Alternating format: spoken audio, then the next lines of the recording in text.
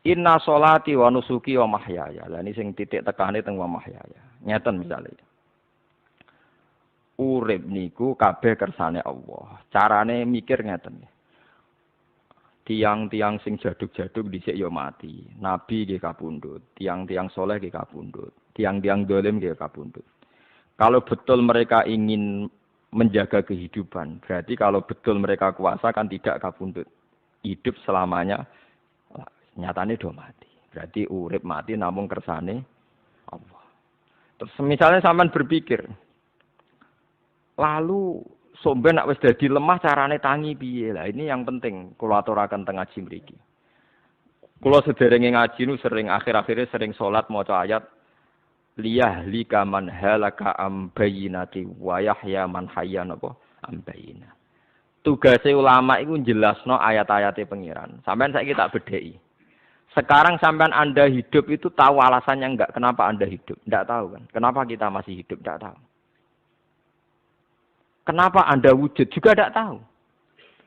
Kita pernah enggak ada, tahu-tahu ada. Juga enggak tahu alasannya kenapa. Yang jelas di luar ikhtiar kita. Setelah kita katanya punya akal, ya, saya bilang lagi. Setelah kita katanya punya akal terus bilang, kita masih hidup karena orang kelindes truk. Karena enggak kena penyakit. Karena jantung kita normal, paru-paru kita normal. Terus kita bilang hidup. Jadi kita atas nama kebodohan bilang kita hidup karena jantung kita normal, paru-paru kita normal, semuanya normal. Maka kita hidup. Nah ditakoki, lalu kapan kita mati? Setelah jantungnya rusak, paru-parunya rusak, terus kita mati.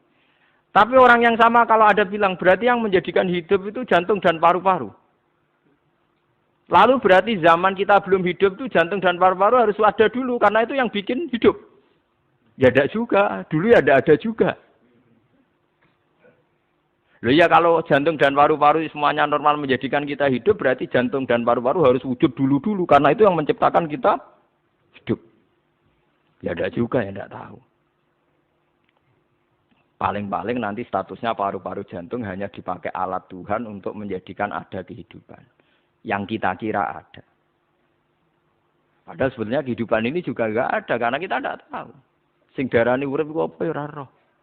Kowe roh maknane urip ku apa? Ulama kabeh sing alim-alim darani urip ku apa? Ora mati ngono tok jawabane. Perkarane ora iso jelasno. Mulane ning Arab al hayat bidul ma'mat, sing darani urip iku ora mati. Karena enggak bisa dijelaskan, coba Anda menjelaskan. Kowe urip ku sebab apa? Ada nyawanya, nyawa itu di mana? Terus dia nempatnya di mana? Oh, nyempatnya di jantung ini. Suara iso dijelasno. Nah, ketika hidup Anda tidak bisa Anda jelaskan, kudune sok ben wae tangi sangka kubur juga enggak bisa dijelaskan. Karena wujud kita ya datang tanpa diundang dan tanpa ikhtiar kita. Nanti tangi sangka kubur ya ora nganggo ikhtiar sama kan?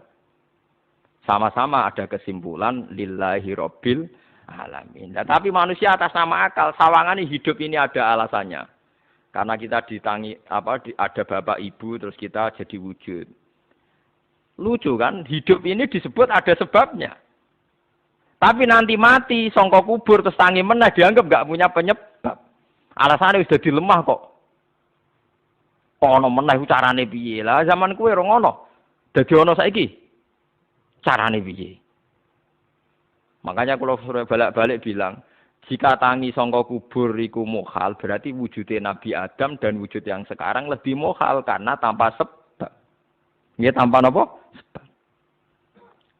Lho nggih to, aneh Nabi Adam mek sampean saiki lho, dadi roh gentayangan bisa kopo juk-juk dadi sakmen iki.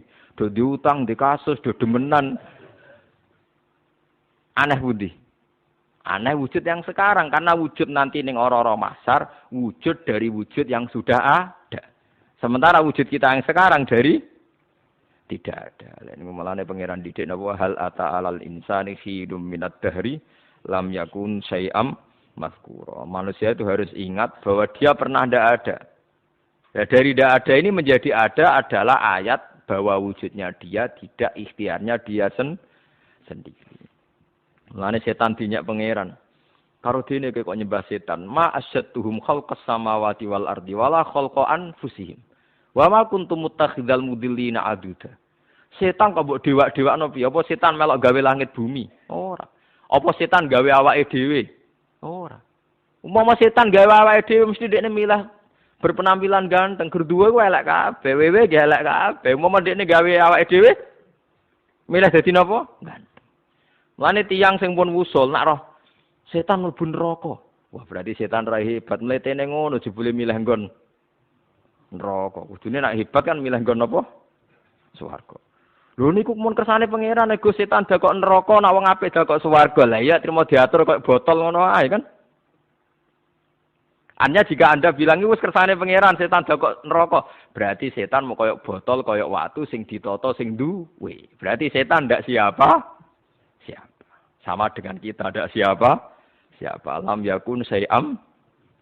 Lah nek ora ngerti siapa-siapa terus wusul inna sholati wa nusuki wa mahyaya wa mamati lillahi rabbil alamin. Dadi urip kula mati kula sedanten ikhtiar kula namung kagungane napa jenengan la syarika lah pun mboten enten tiyang sing sinten mawon mboten enten sing ngatur niku terus wa bidzalika umirtu wa ana napa minal muslimin dan dengan keyakinan niki kita diperintah. Jadi donga iftitah senajan to mboten wajib tapi itu filosofi dalam hidup kersane jenengan napa nggih delok donya pun bar urip ya kersane pangeran ya mati kersane pangeran. Mula kadang nggih mikir, aku nek mati, bar mati jebule gak kiamat-kiamat tak kesuwen cah ngenteni atusan tahun misalnya. Anda tidak usah khawatir begitu. Zaman Nabi Adam nganti bapak amak wis saiki 7.000 tahun. Kok ora protes mek pangeran? Terlambat Gusti saya menyaksikan dunia karena 7.000 tahun yang lalu. Nggih saniki kan pun tahun pinten to? 7.000. Umure donya saniki pun pinten? SM itu kalau menurut penanggalan agama itu 5.000 tahun. Sebelum Masehi dihitung Nabi Adam itu. Pokoknya dihitung langit bumi itu 5.000 tahun. Nah saat ini tahun 2000, sekitar 7.000 tahun. Padahal wonten sing ramal umure donya mau pinten? 7.000 tahun. Jadi enak sing mun diutang-utang mun beres nih mun bar nih mun dianggap bar nih mun munten. Jare ini tapi dieling-eling nggih kula suwun senajan to ilmu niki mun lazim diyakini tiyang Islam. Tapi sampean ulang-ulang. Kados srengenge misale kula nak delok srengenge niku eling. Berarti urip ning swarga selawas-lawas iku mungkin. Karena Allah bisa menciptakan benda yang begitu panas tapi punya daya tahan atusan tahun. Kemudian nak cara discovery nak ngitung malah jutaan tahun yang lalu malah bawa hitungan konti wajar dinosaurus 400 juta tahun. Padahal agama nanggali bumi namung pinten? 5.000 tahun sebelum napa Masehi. Tapi nak cara ngomong ilmuwan jutaan napa? Sing ngitung ya sapa terus ki apaan terus. Ndak begini saja kalau sampean melihat matahari misalnya. Matahari itu kan bahannya panas sekali. Ternyata Allah bisa mengelola matahari seawet itu. Ribuan tahun. Apalagi ngelola kita. Kita ini untuk abadi lebih gampang. Karena bahannya ndak panas. Nggak gampang rusak. Terus gampang direproduksi. Maksudnya gampang digantikan. Maksudnya kan di masa lo kan kena. Kayak roken udah anak keriting akeh kok putune kan gampang. Lho ki kula mikir mawon gampang ngeten. Misalnya buaya gitu masyhur dianggap hewan purba yang terlama. Menuso ilang wis ketok angel. Misale koyo boyo mati ana anake meneh, anake ana anake. Nabi Adam kan ngoten. Wong sitok di ketahanan sampai saiki. Gonta-ganti wong. Artinya berarti ada gen Adam yang abadi sampai sekarang kan karena setiap manusia sekarang berarti ada gennya ada. Artinya Allah memberi contoh betapa Allah bisa ngatur supaya fisik manusia gen ini abadi. Buktinya Adam nganti saiki kan masih kan? Lho nggih to, pasti di antara jasad kita kan ada unsur Adam. Lah ya Allah gawe sura, apa meneh kowe sampeyan ning swarga ning neraka, Allah tetap punya cara untuk bikin abadi. Mbok piye carane? Tapi melihat Nabi Adam nganti tok sampeyan kan ana bukti Allah duwe cara ngabadekno unsur Adam. Karena tidak mungkin kan dalam diri kita sekarang nggak ada unsur sinten? Ada. Sama ndak oleh bantah. Tapi Adam itu ambak kan pun kapundhut. Tetapi Adam yang sekarang sampai sampean saiki Mbok tapi ora roh sampean sing turunane Qabil apa sing ora roh iso wae cek ngono ae. Wong jarene cerita, jare cerita. Qabil iku lahire ning swarga. Dirabekno mbek Labuda sing lahire ning bumi. Labuda ku elek gembrot. Habil lahire ning bumi, rapati ganteng, dirabekno iklima sing wayu. Lahiran swarga. Kare Qabil gak trimo, wong aku cah ganteng kok dientukno celek. Mane saiki nek ana cah ganteng dientukno celek ra trimo ya kaya Qabil. Lah tapi enggak pikirane Nabi Adam ya ora roh ben silang ben sedengan. Mergo nek elek entuk elek kan malah musibah kan. Saiki anake ra melok dosa tapi eleke dobel. Sale kriting untuk kriting, elek entuk elek, fakir untuk fakir kan ya memperparah to nggih. Cara kula ncen haram. Elek entuk elek rabi cara kula haram. Saiki anake kan ora roh apa ujug-ujug elek banget lho, ora terima elek napa? Elek napa? Banget. Jadi cerita kan ngoten, walhasil akhirnya tukaran, mergo Qabil gak terima. Pas tukaran dipisah Nabi Adam. Angger sing takorupe sukses berarti ikhtiare bener. Ya mau Habil nyembelih wedhus, sing Qabil seneng buah-buah. Mulane seneng buah-buah niku rada masalah dianggap simbole wong-wong sing seneng mapan. Mulane kene Umar ora usah di buah-buahan akeh-akeh, cukup gedang siton, sesuk kates nek siton, ora usah semua buah-buahan wonten. Iku risik kurbane sinten? Qabil. Tapi sing melarat teman-teman yo keliru. Dhisik Habil saleh iku omahe cek penuh daging, paham ya? Perkarane kurbane cek wedhus. Ora pitik, mergo bedigasan pitik niku. Jadi ada sebuah toreko sing ngaramno anak buahe mangan pitik. Perkarane wong ku pakwane kaya sing dipangan. Ya repot ta ngoten iki. Repot. Ya repot lah ngono terus repot. Berarti nek sering mangan welut tak bulet. Ngono berlebihan. Toreko niku napa? Berlebihan wis biasa mawon. Kula nggih boten fanatik iki biasa. Saya kalian kula ora seneng mangan. Jadi kan unsur hewani saya kan ndak banyak. Kula ora pati seneng napa mangan. Walhasil akhirnya Qabil korbannya enggak diterima.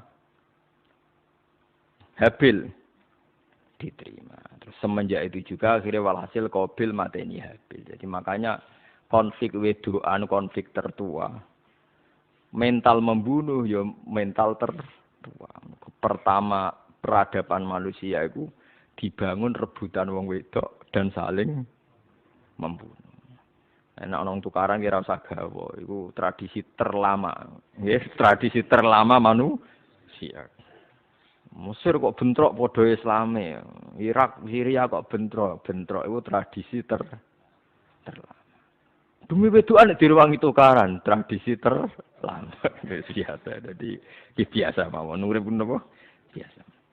Kabeh kejadian ngene iki wa inna sholati wa nusuki wa mahyaya wa mamati lillahi rabbil alamin. Macam-macam ya nek tiyang tasawuf ngartekno kabeh iku kersane Allah. Nek tiyang fikih ngartekno semua ibadah kita diikhlasno ora golek imbalan namung kabeh dipersembahkan kangge Allah. Cuma teori fikih ini ada kelemahannya, kesannya Allah itu butuh kita kasih. Padahal kita bisa sholat dengan nganggo hidayate pangeran, iso zakat dengan nganggo donyane pangeran. Kok kowe ngrasa zakat itu donyane sapa? Ane sing bener gitu teori tasawuf kita iso sedekah kaya kersane pangeran. Sing kita sedekahno nggih donyane pangeran. Berarti lillahi. Nah, jadi lillahi ta'ala artinya nak cara tasawuf itu bahwa semua kebaikan kita ini karena Allah, karena hidayat Allah. Nah, cara fikih boten kesannya kita yang berbuat lalu kita ikhlaskan Allah. Tapi pertanyaannya kan kita bisa berbuat itu pakai fasilitas apa? Hidayahnya Allah juga kan? Nah, makanya ilmu tertinggi dianggap tasawuf karena tasawuf ini yang benar-benar lillahi rabbil alamin. Tapi fikih juga baik karena wong kan seneng GR to nak muni aku alhamdulillah bar zakat. Muni aku alhamdulillah bar zakat itu kan ya ora jelas. Muni aku ngrasa dekne pelakune, muni alhamdulillah kersane Allah iku ya bahasa paling gak jelas. Tapi apik muni ngono, aku alhamdulillah bar salat. Ya pamer nak aku bar salat, tapi ya ngakoni nak kabeh kersane Allah. Lah nak kersane Allah sing dipamer apane ngene ya ora jelas ya. Ya tapi itu apik lah. Kemudian apa? Aku alhamdulillah bar salat ya bahasa agak jelas. Ya agak jelas juga bahasa itu tapi ben ngono.